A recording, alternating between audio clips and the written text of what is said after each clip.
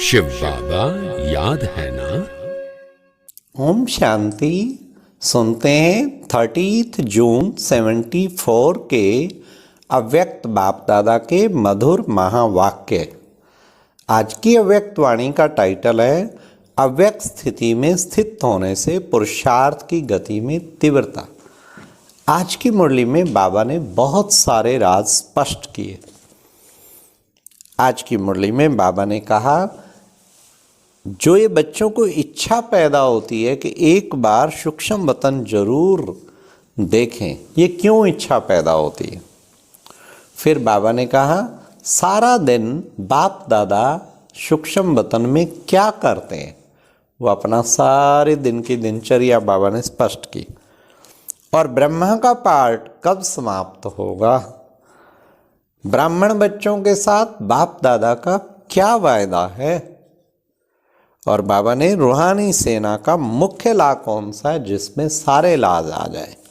सुनते हैं 30 जून 74 की मुरली। अव्यक्त स्थिति में स्थित होने से पुरुषार्थ की गति में तीव्रता। आज सभी बच्चों को सूक्ष्म वतन का समाचार सुनाते हैं। आप सबकी रुचि होती है ना कि सूक्ष्म वतन की सैर करें, अर्थात एक बार वतन को जरूर देखें।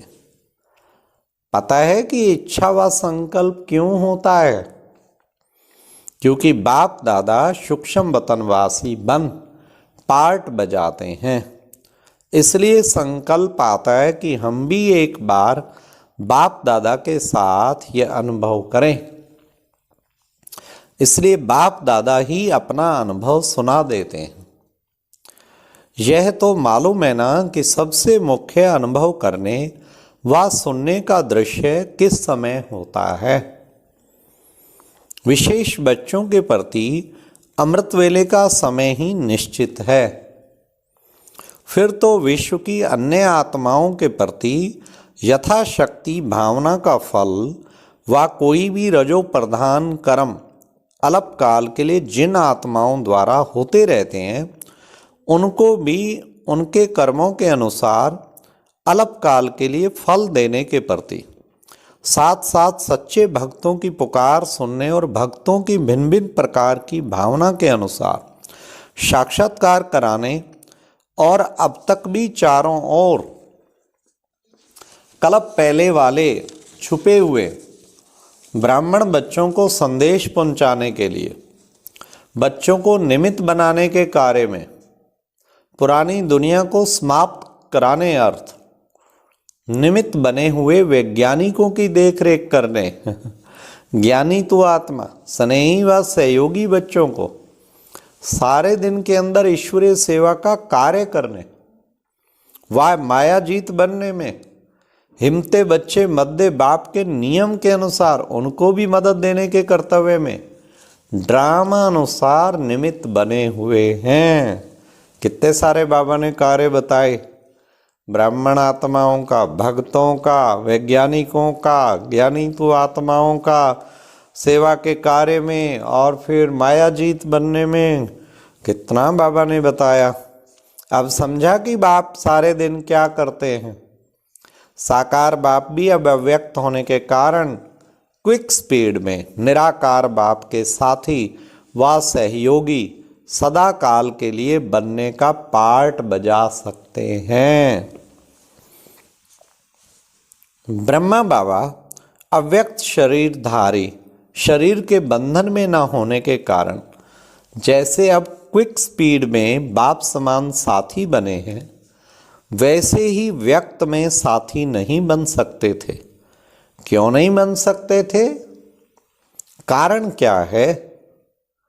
जो व्यक्त और अव्यक्त रूप में अंतर पड़ जाता है कि व्यक्त शरीर में फिर भी व्यक्त शरीर के प्रति समय देना पड़ता है और कभी कभी कर्म भोग के प्रति भी अपने निमित्त सर्व शक्तियों को यूज करना पड़ता है। तो व्यक्त शरीर में स्वयं के प्रति, बच्चों के प्रति, विश्व के प्रति, इन तीनों में ही समय देना पड़ता। और व्यक्त शरीरधारी होने के कारण व्यक्त साधनों के आधार पर सर्विस करनी पड़ती है। लेकिन अव्यक्त रूप में स्वयं के प्रति भी साधनों का आधार नहीं लेना पड़ता।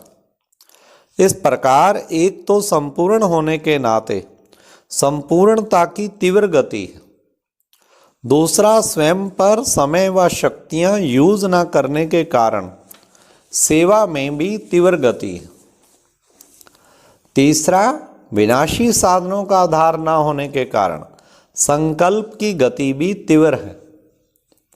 संकल्प द्वारा कहीं भी पहुंचने और विनाशी शरीर द्वारा कहाँ पहुंचने में समय और शक्ति का कितना अंतर पड़ जाता है। ऐसे ही व्यक्त और अव्यक्त की गति में भी अंतर है। साइंस वाले समय को और अपनी एनर्जी अर्थात मेहनत को साधनों के विस्तार को सूक्ष्म और शॉर्ट कर रहे हैं, कम से कम 1 सेकंड तक पहुंचने का तीव्र पुरुषार्थ कर रहे हैं और सफलता को पा रहे हैं। जैसे विनाश के अर्थ निमित्त बनी हुई आत्माओं की गति सूक्ष्म और तीव्र होती जा रही है, तो ऐसे ही स्थापना के अर्थ निमित्त बनी हुई आत्माओं की स्थिति और गति भी सूक्ष्म और तीव्र होनी चाहिए ना, तभी तो दोनों कार्य संपन्न होंगे। तो अब अव्यक्त शरीर में अव्यक्त शरीर में अंतर समझा। अव्यक्त होना ड्रामानुसार किस सेवा के निमित्त बना हुआ है, क्या इस रहस्य को समझा? ब्रह्मा का पाठ स्थापना के कार्य में अंत तक नोंधा हुआ है। जब तक स्थापना का कार्य संपन्न नहीं हुआ है तब तक निमित्त बनी हुई आत्मा का पाठ समाप्त नहीं होना है। वह तब तक दूसरा पार्ट नहीं बजा सकते। जगत पिता के नए जगत की रचना संपन्न करने का पार्ट ड्रामा में नोंधा हुआ है। मनुष्य सृष्टि की सर्ववंशावली रचने का सिर्फ ब्रह्मा के लिए ही गायन है, ग्रेट ग्रेट ग्रैंडफादर, इसलिए गाया हुआ है।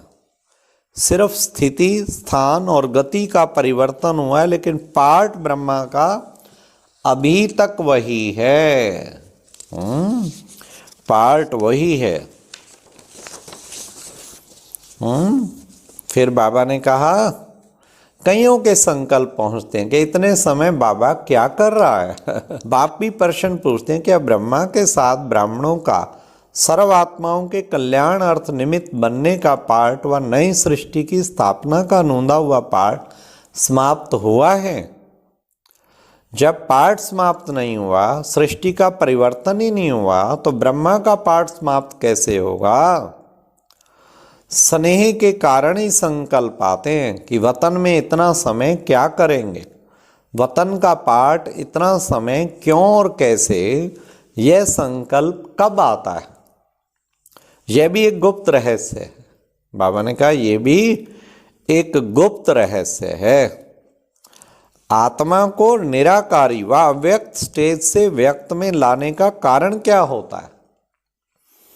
एक कर्मों का बंधन, दूसरा संबंध का बंधन, तीसरा व्यक्त सृष्टि के पार्ट का बंधन और देह का बंधन चोला तैयार होता है और आत्मा को पुराने से नए में आकर्षित करता है। तो इन सब के बंधनों को सोचो। स्थापना के पार्ट का जो बंधन है वह व्यक्त से अव्यक्त रूप में और ही तीव्र गति से हो रहा है। इस कल्प के अंदर अब अन्य देह के आकर्षण का बंधन नहीं, देहधारी बन कर्म बंधनों में आने का बंधन समाप्त कर लिया। जब सर्व बंधनों से मुक्त आत्मा बन गई तो यह व्यक्त देह व व्यक्त देश आत्मा को खींच नहीं सकते। जैसे साइंस द्वारा भी स्पेस में चले जाते हैं ना, और धरनी के आकर्षण से परे हो जाते हैं, तो धरनी उनको खींच नहीं सकती। ऐसे ही जब तक नए कल्प में, नए जन्म और नई दुनिया में पार्ट बजाने का समय नहीं आया है, तब तक यह आत्मा स्वतंत्र है और वह व्यक्त बंधनों से मुक्त है। समझा? इसलिए अब भिन्न भिन्न प्रकार के संकल्प नहीं करना। ब्राह्मण बच्चों के साथ जो बाप का वायदा है, क्या कि साथ चलेंगे, साथ मरेंगे, साथ जिएंगे, अर्थात पाठ समाप्त करेंगे। ब्रह्मा बाप ने बच्चों के साथ जो कॉन्ट्रैक्ट विश्व परिवर्तन का उठाया है वह आधे में छोड़ सकते हैं क्या? स्थापना के कार्य में निमित्त बनी हुई नींव बीच से निकल सकती है क्या? जो कर्म मैं करूंगा मुझे देख सब करेंगे, यह स्लोगन कर्म अर्थ निमित्त बनी हुई आत्मा समाप्त नहीं करेगी। अभी सेवा का कर्म बाप को देखते हुए कर रहे हो ना। कर्म करके दिखाने के निमित्त बनी हुई आत्मा अंत तक साथी और सहयोगी अवश्य बनती है। अच्छा, यह हुआ संकल्प का रेस्पॉन्स। अमृत वेले का समाचार फिर दूसरी बार सुनावेंगे, क्योंकि वह विशेष तौर से बाप और बच्चों का ही समाचार है और उसका तो विस्तार होगा ही। तो ये फिर बाबा ने कहा, अच्छा रूहानी सेना का मुख्य ला कौन सा है? रूहानी सेना के लिए मुख्य ला कौन सा है जिसमें सब ला आ जाए? रूहानी सेना के लिए मुख्य ला यही है कि कभी भी अपनी देह को व अन्य देहधारी की तरफ नहीं देखना, बाप की तरफ ही हर कदम उठाना है। यह है रूहानी सेना के लिए मुख्य ला। अगर जरा भी देहधारी व अपनी देह को देखा तो जो मंजिल है कि बाप तक पहुंचना व बाप से मिलना, तो वहां तक पहुंच नहीं सकेंगे। अच्छा, ऐसे गुह्य राजों को समझने वाले राजयुक्त, योग युक्त, ज्ञान युक्त, युक्ति युक्त, सर्व गुणों से युक्त, प्रकृति और विकारों के आकर्षण से सदा परे रहने वाले, बाप के साथ स्थापना के कार्य में तीव्र गति से सहयोगी बनने वाले सदा स्नेही आत्माओं को बाप दादा का याद प्यार और गुड नाइट और नमस्ते। तो इस मुरली में बाबा ने कितना काम बताया, हम बच्चों को भी करना है। भक्तों की पुकार, वैज्ञानिकों की देखरेख, छिपे हुए बच्चों को खोज निकालना, ब्राह्मण बच्चों के पुरुषार्थ में मदद। तो ये बाबा ने कहा, और हिम्मते बच्चे मत दे, बाप का भी कार्य करना। तो इन सब बातों को और अव्यक्त वतनवासी बन के रहना है। ओम शांति। और अब यह एक बहुत अच्छी वीडियो भी जरूर देखें।